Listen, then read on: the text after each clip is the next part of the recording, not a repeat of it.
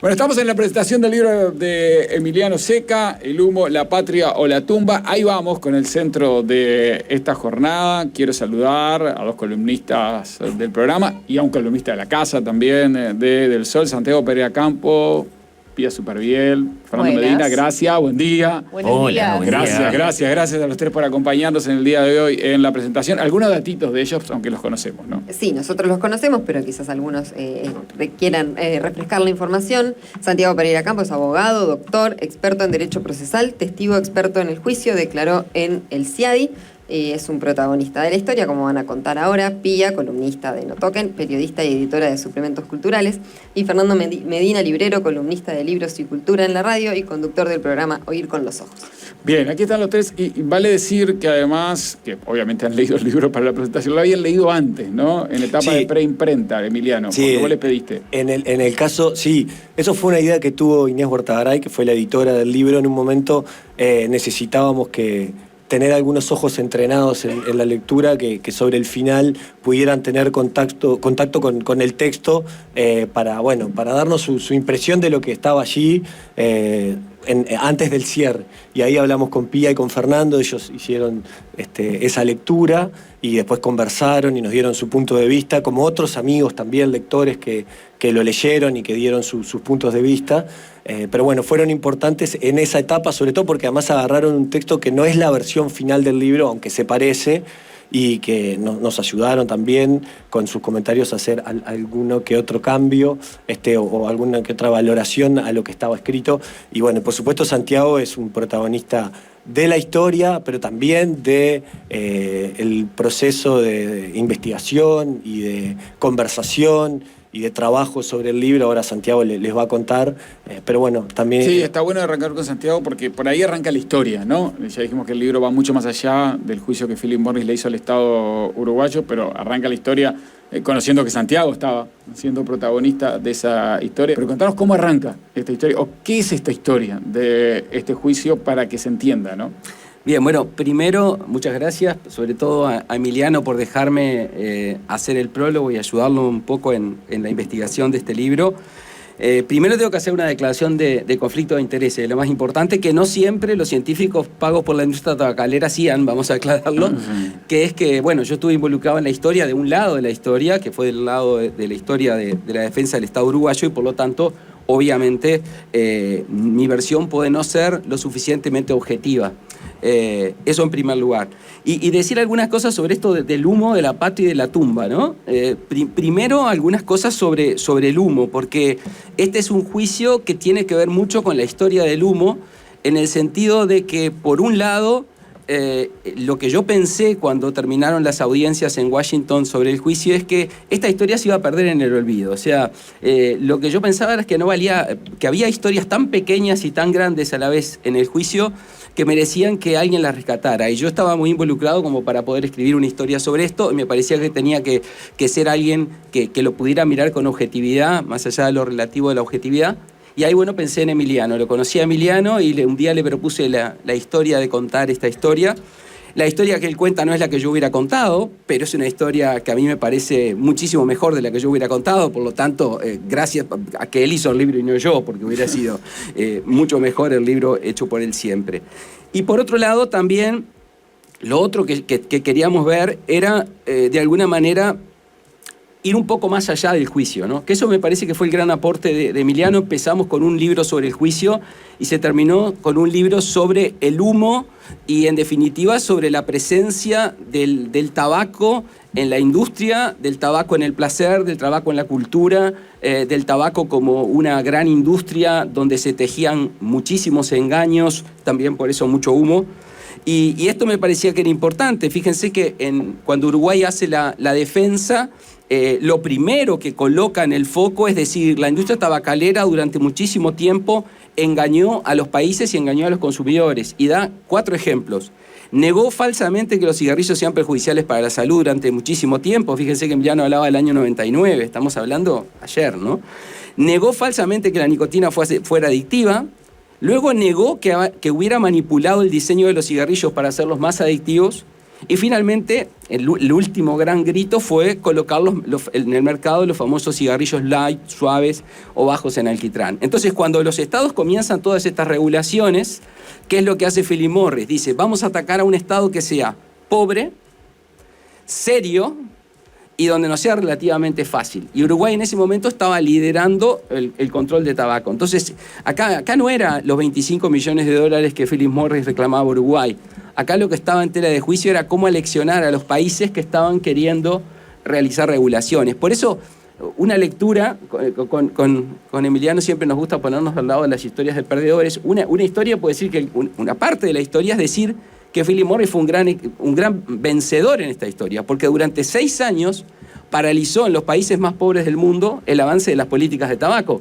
Entonces, el tema no era, repito, esos 25 millones de dólares, era, en definitiva, cómo hacer para generar ese susto, ese miedo, ¿no? Bien, acá tengo un mensaje que llegó un poquito más temprano. Ahora Emiliano cuenta quién es. Quiero que cuente quién es y también por qué el libro derivó en algo más allá del juicio de Philip Morris frente al Estado uruguayo. Dice Andrea Barrios, buen día. El destino nos llevó a defender a Uruguay en un caso de arbitraje internacional que terminó involucrando no solamente el reclamo de una empresa tabacalera por defender su libertad de comercio e industria, sino la soberanía de los países en la regulación de los temas de salud pública. Sabíamos, dice Andrea, que debíamos estar preparados para enfrentar todo tipo de desafíos y que finalizado el mismo seguramente ninguno de nosotros sería la misma persona. Lo que no sabíamos era que hoy se presentaría el único libro que, además de poner el caso en su contexto, revela el esfuerzo, perseverancia, fuerza, sentimientos y emociones de 3 médicos y 3 abogados uruguayos que dimos todo por esta causa. A mí me gustó esto, ahora cuenta Emiliano quién es Andrea, porque esta no es la historia de la victoria de estas personas. Entonces, incluso había alguna duda de si alguna de estas personas se lo podía tomar a mal.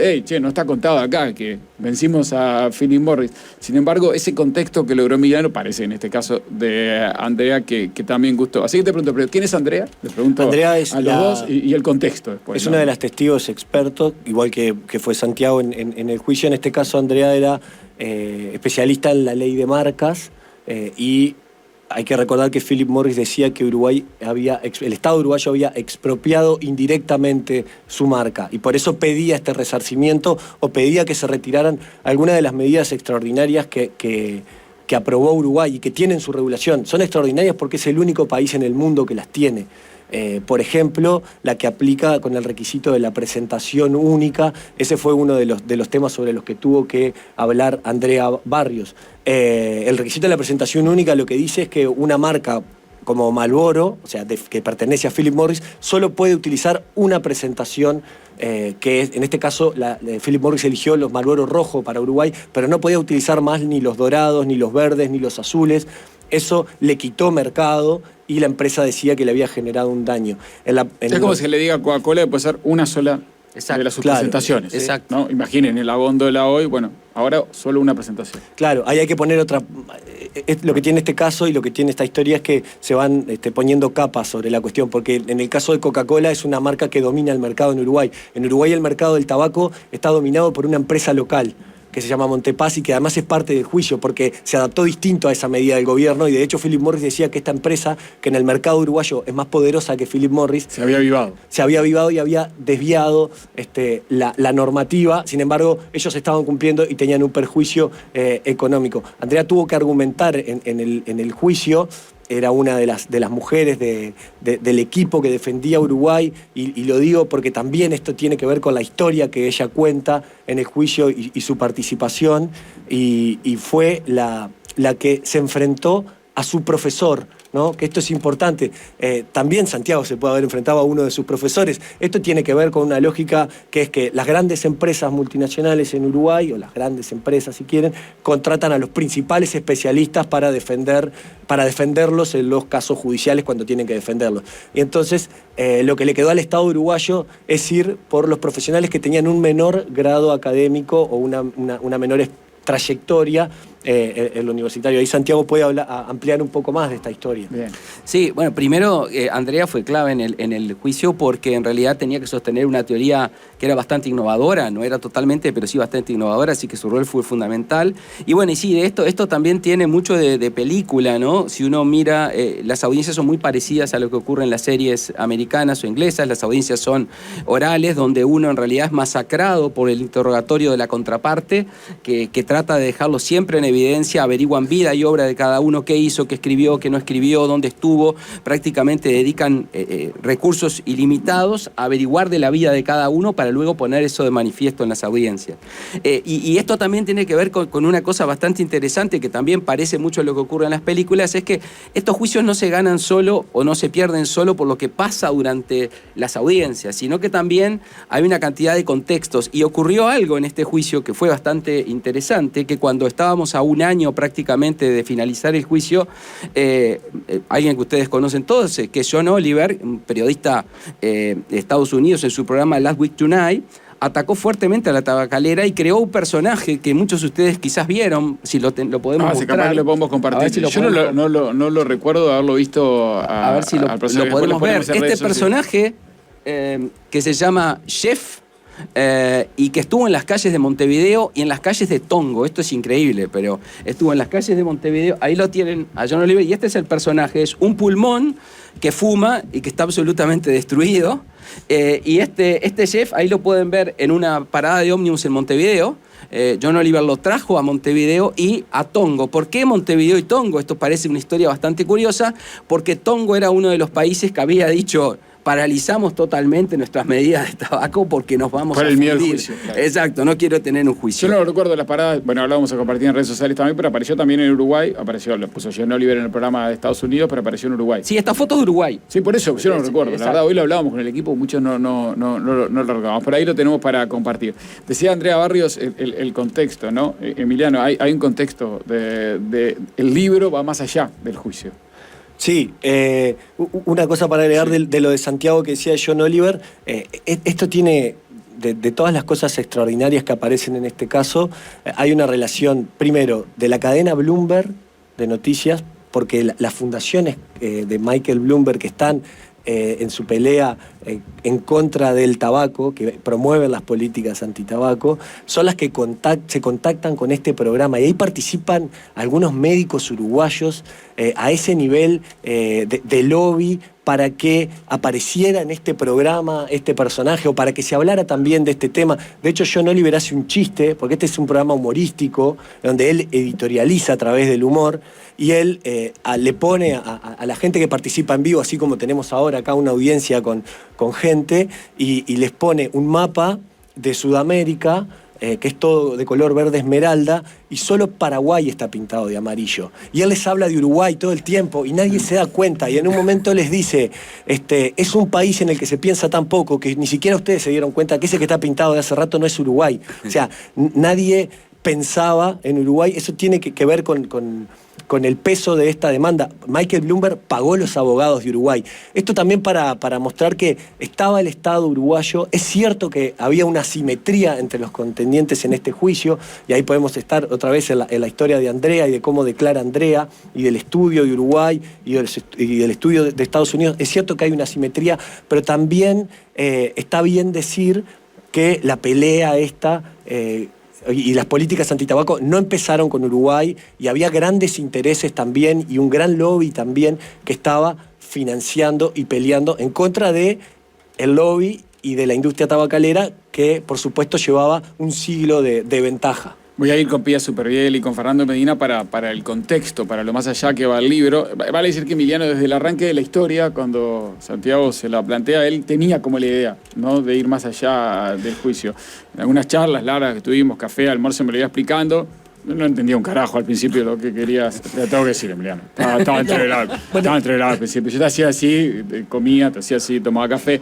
Pero en la cabeza se ve que lo tenía claro, que quería algo más, porque había una historia mucho más allá del juicio, ¿no? Bueno, estábamos escuchando en la columna anterior de Vicky y de Male, cuando hablaban, por ejemplo, de la relación que tenemos con el placer.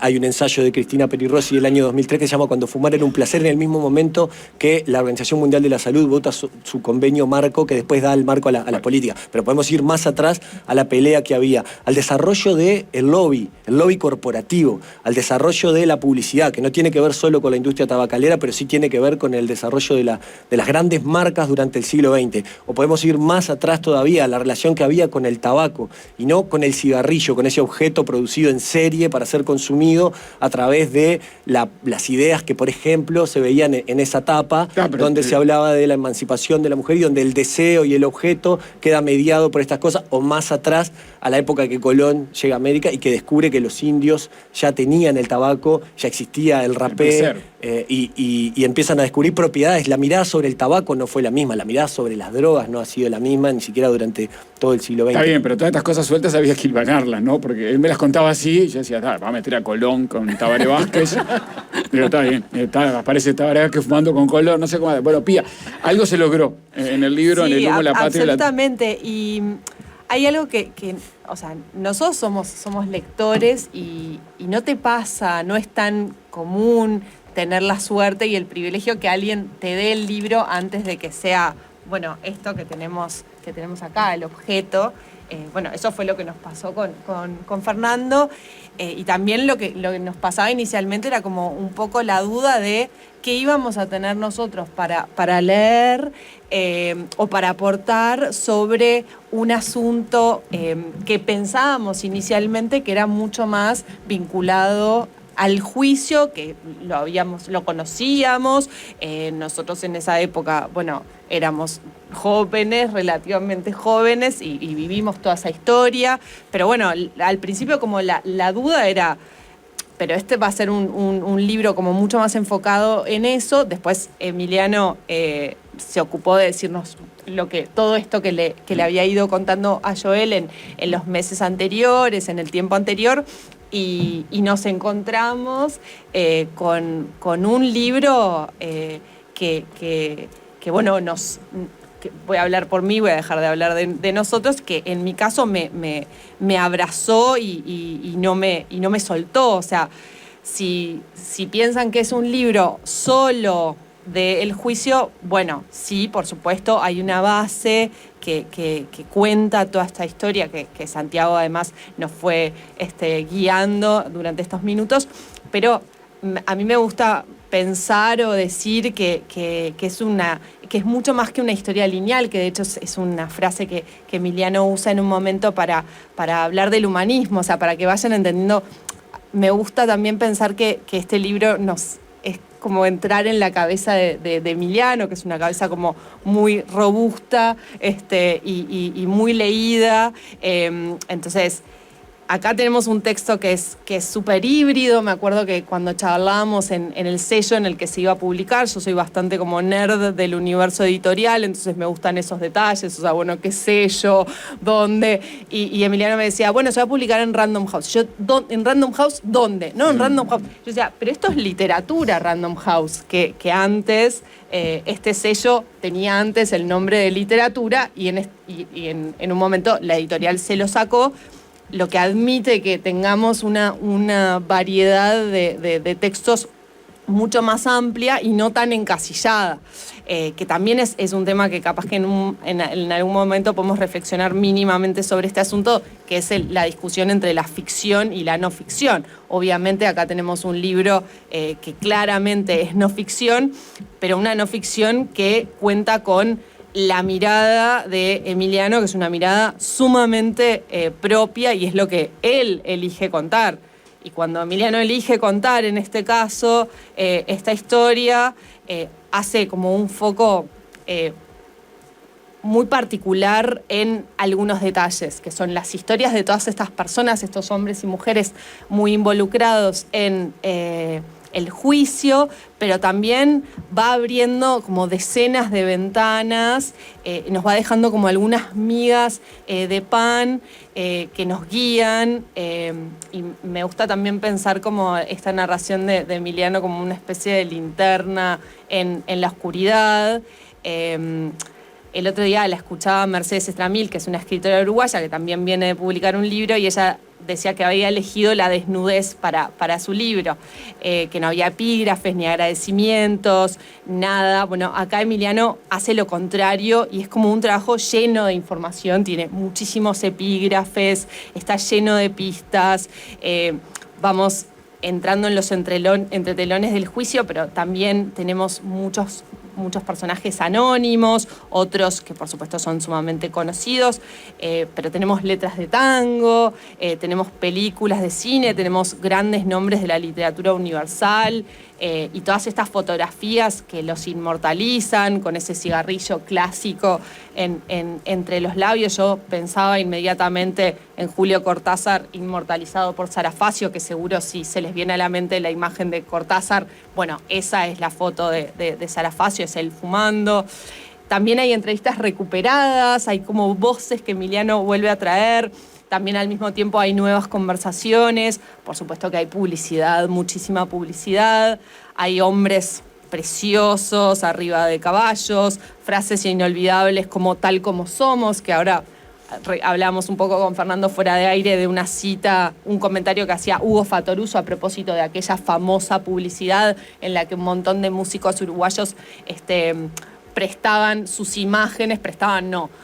daban sus imágenes a cambio de dinero, por supuesto, para una marca de cigarrillos. Sí, no fue un momento cualquiera, fue el momento previo a que entraran las limitaciones, entonces la gran jugada de la tabacalera local es esa, ¿no? Eso también pasa mucho, a veces cuando uno vuelve sobre las historias y sobre la memoria, que es, uno recuerda la publicidad, también recuerda que Vázquez asume o que asume el primer gobierno del Frente Amplio y se aprueba una política antitabaco, lo que te permite la distancia es reconstruir, esto estaba pasando en el mismo momento que estaba pasando esto, que muchas veces no nos damos cuenta de las cosas que nos están pasando ahora, que quizás después con una lectura posterior empezamos a entender, porque así también funcionamos, lo que nos estaba sucediendo en determinado momento, o lo que estaba sucediendo ahí, en este caso eran los principales músicos del Uruguay en una publicidad de Nevada donde no aparecían fumando, pero era en el momento en el que se presentaba y se aprobaba la política antitabaco. La última gran publicidad era. Sí, seguramente. Despedida todo candombe. Pero Jaime Ross, Rubén Rada,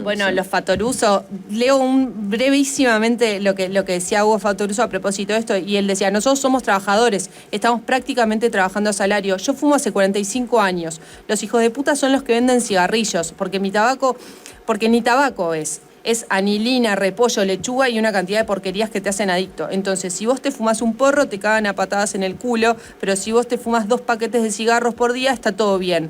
Estamos en una sociedad un poco dispersa, pero no tiene foco.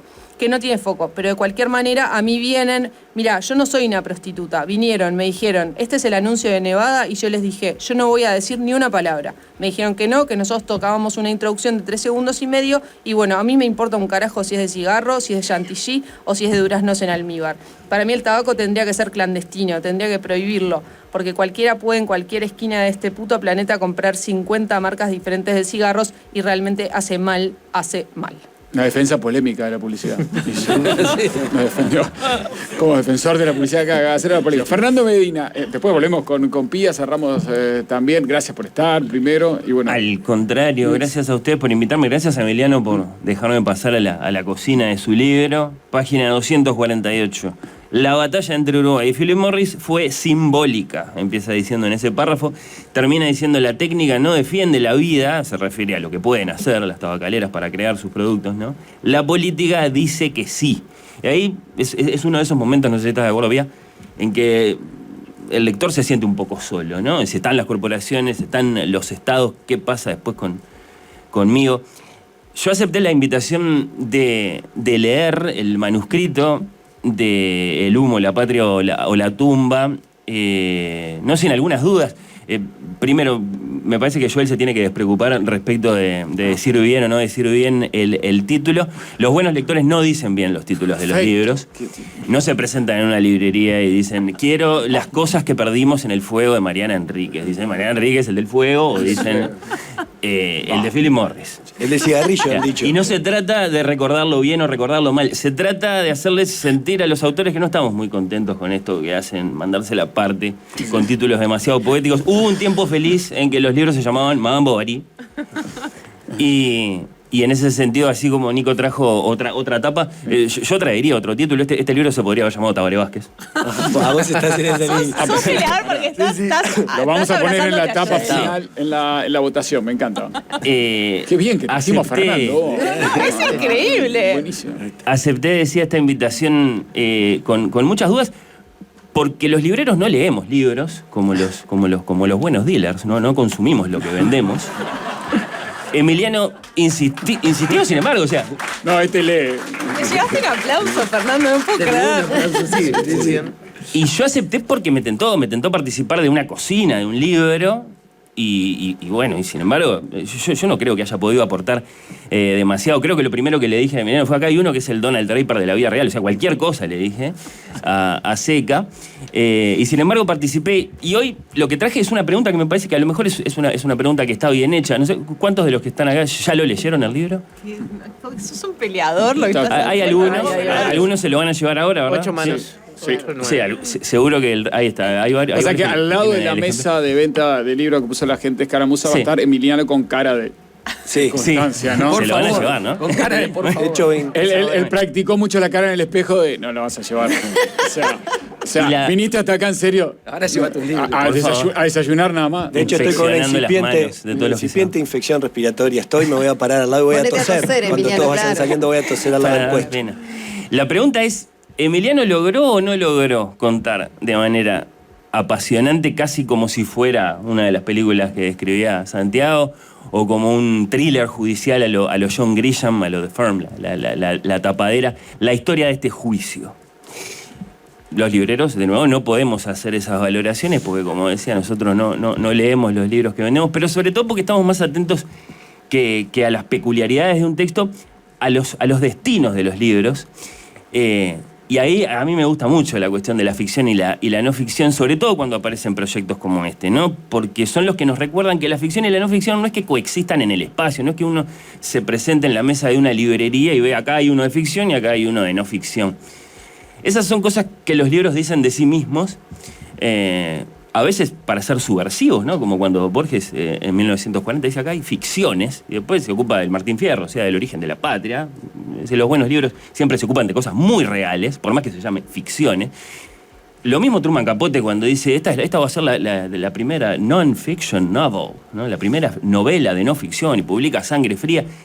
El tiempo gasta esas cosas, las borra. Hoy, ¿quién se acuerda de esa familia muy real, de esos reos, de esos condenados a muerte que Truman Capote entrevistó concienzudamente en sus celdas para escribir su novela? Es decir, los grandes libros sí superan la prueba del tiempo, sí tienen suficientes lectores, son todos muy reales y son todos logros de la imaginación. Y esa es la pregunta que acaso cada uno de ustedes va a poder contestar. Entonces, ¿no? Si Emiliano logró o no logró contar de manera apasionante esta historia. A mí me tienta mucho también poner al libro de Emiliano en una línea de grandes trabajos muy viejos, algunos demasiado viejos, que tienen ¿cuántos? 2.000, 3.000 años, que tampoco es que nacieron como bellas fantasías o bellas invenciones, por mucho que fueran, no sé, las hazañas de Aquiles o de Ulises guiados por los dioses. La muchachada griega que oía referidos esos relatos, por supuesto que no los celebraba en tanto que invenciones los celebraba, para decir, esto es Grecia, esto es Esparta, esto es Peñarol. Es decir, esta es la realidad. Estos son mis mayores. Lo mismo, por supuesto, el espectador del teatro en tiempos de Pericles que veía a Edipo arrancarse los ojos. No veía una película de terror. Sabía que ahí había alguien que se había dado cuenta que él también había soñado que se acostaba con su madre. Y que entonces era muy real lo que le estaban presentando. Y así, ¿no? Es decir, dije Madame Bovary. ¿Por qué la novela mayor del siglo XIX causó tanto escándalo, fue llevada a juicio, apasionó a tantísimos lectores? Porque había una grandísima bofetada a la moral, a la hipocresía, a las costumbres de aquella Francia, ¿no? Es decir, que libros de los que hoy decimos muy alegremente que son novelas también nacieron suficientemente documentados y basados en personas muy, muy, muy reales, ¿no? Para salir a jugar ese juego, y la literatura es muy resultadista, Emiliano, yo sé que vos lo sabés, es muy resultadista. ¿Apasiona o no apasiona un libro a los lectores, no? Mi sensación, a ver acá qué tan lejos estamos, qué tan cerca Pía, es que él se dejó llevar por impulsos muy disímiles, que son escuchar las anécdotas preciosísimas de Santiago, en el sentido de un valor enorme, por haberlo vivido, por la capacidad que tiene Santiago además para comunicar todo lo que pasó en esas audiencias, pero también cuántas cosas más. Él renuncia a editar su libro con un pichón de su maestro Caparrós, del que evidentemente aprendiste, de Martín Caparrós, mucho sobre la mirada personal, ¿no? Sobre la primera persona, aplicada al periodismo narrativo. Dice, no, yo voy a editar mi libro más bien con una pichona, no sé, de Rosario Beléfari, algo así, con Inés Bortagaray, una de las mejores hacedoras de ficciones del Uruguay. Ella va a ser mi referente en cuanto al montaje de esta narración. Esa es una decisión evidentemente muy determinante para el libro que después los lectores se van a encontrar. La Escucha Pía, que así como Inés es una de las mejores escritoras que tenemos, es una de las mejores lectoras que tenemos. No hace todo bien, me escucha a mí también, me dedica como una hora una vez. Y cuántas cosas más, ¿no? Es decir, él toma decisiones, dice, bueno, si este es el país, si esta historia sucede en el Uruguay, si Vázquez ha sido el presidente del Uruguay, bueno, entonces tienen que estar Onetti y Cristina Peri Rossi, ¿no? Por supuesto que esa es una decisión muy importante que él toma para contar esta historia, digamos, de manera amplia, recorriendo muchísimas calles. Luego, claro, él tiene que tomar muchas decisiones muy difíciles respecto de lo extraordinaria que puede ser la historia, o por lo menos parte de la historia. La historia de este zar de las políticas antitabaco en un pequeño país que lanza una política que es objetada muy seriamente desde el país más poderoso del mundo por una grandísima corporación, le gana y después se muere de cáncer de pulmón. Un ejecutivo de Netflix que no conoce la historia te dice, acá hiciste una de más. Claro, no es creíble, no es creíble. Sí, no te lo crees. Moderame un poquitito. Era muy difícil contar bien esa historia. Entonces, trae voces. Bueno, Hugo Fatoruso aparece en un momento, pero por supuesto está Ariel Bergamino, que tenía un testimonio muy valioso por lo cercano que había sido a Vázquez. Lo hace hablar a Bergamino, pero hace hablar a gente del mundo de la publicidad, hace hablar a gente del mundo de la salud, por supuesto. Hay un desarrollo que yo supongo que fue muy aventurero en el momento en que Emiliano escribió el libro y en el que después es muy revelador que se haya apoyado en alguien como Inés Bortagaray, que sabe tanto de cine, que ha escrito novelas, que ha escrito cuentos, para darle una forma final a su trabajo.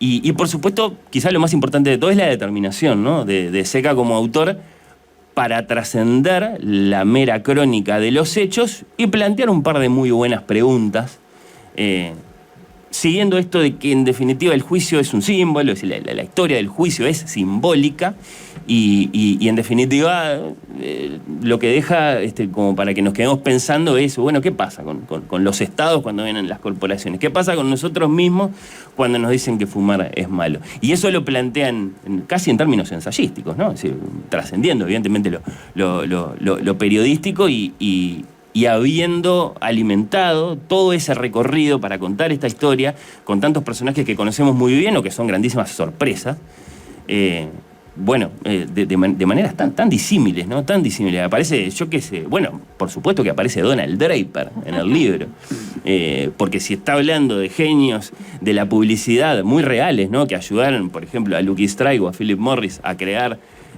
esos cigarrillos que les permitieron sortear los primeros obstáculos que tuvieron de parte de leyes, de estados, etc., tenía que aparecer el genio de Lucky Strike, de Donald Draper. Esas son cosas que los lectores después creo que agradecen, esas referencias culturales, ¿no? Sí. Bien. Fernando es el único que no me mira para redondear porque no es columnista del programa. Los otros ya me hubieran mirado hace rato, claro. ¿No es cierto? Me hubieran mirado, pero no, estaba bien. De tiempo estaba ahora, pero yo me quedé ahí con lo de la historia para el final, Emiliano, para el final de esta presentación. Después venimos con la compulsa por la tapa, porque ya nos dio argumento Fernando Medina también para la nueva tapa y no hubo nombre del libro. Estaba Vázquez directamente. No, pero, y usando la imagen de la linterna que también usaba Pía, yo creo que al final Emiliano hace, no una de más, pero voy a spoilear porque hoy spoileé toda la presentación, spoilear un poco del libro, pero es que como que te mete la linterna derecho en los ojos, ¿no? Porque no es la historia final feliz de, le ganamos, acá está, Peñarol, ¿no? En el sentido así, sino que, bueno, las tabacaleras están fuertes, rebosantes, vapeando, bien, llegando al sudeste asiático con más fuerza que antes. O sea, hay como una imagen ahí.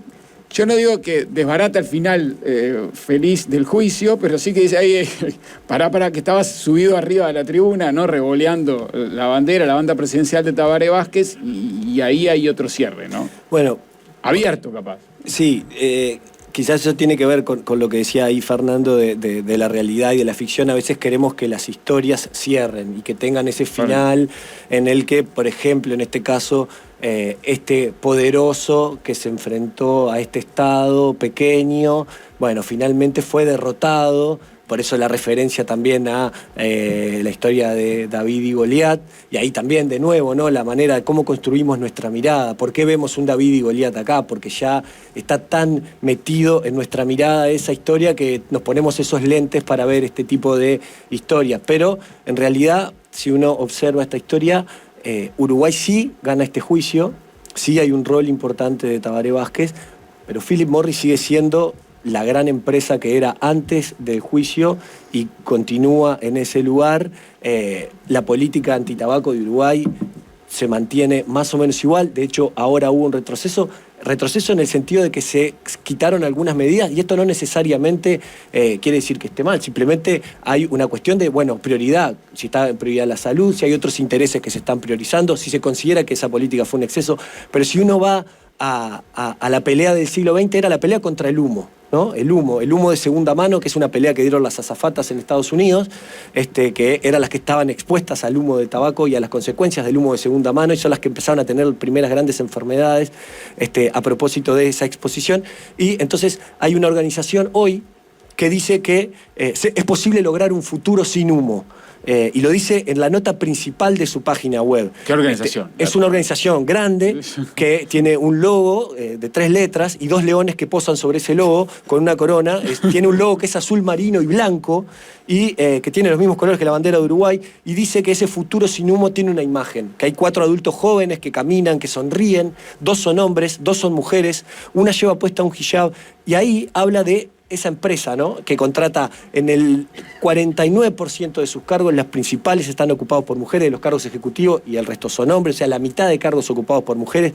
Tiene 12.500 millones de dólares investidos en investigación para solucionar este problema. Tiene 1.516 científicos y técnicos que están trabajando en la solución de este problema contra el humo. Esa organización se presenta como PMI. PMI es Philip Morris. Esta organización viene a solucionar el problema que tenemos con el mercado de cigarrillo, con el humo, con el consumo de tabaco. Esa es la página actual de Philip Morris.